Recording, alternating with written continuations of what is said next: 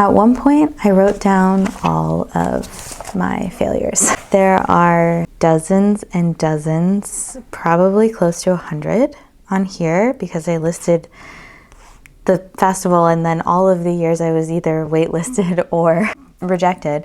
I have done so many things. I've prepared. Each one of these was months of preparation, right? And none of them are on my bio at all, which is so crazy. But I think we need to focus on what you've done more than amount of times you got picked, right? Because who I am and what I can do in terms of playing and teaching now is because of this, because I did all of these.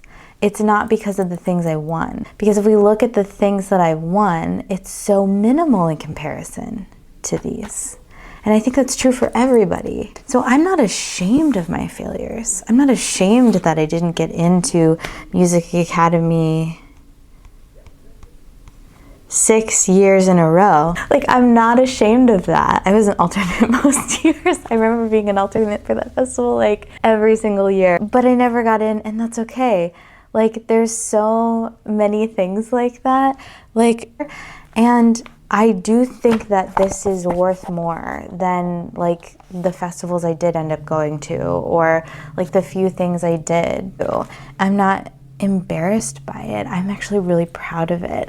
And that's what resilience is. I remember so many years though getting these alternate letters or these rejection letters and feeling like it would never be enough. Like, I'm working as hard as I possibly can and it's still not enough. And there is going to be a little bit of that sting when you get them, right? But it's how we respond to the sting of rejection that creates resilience.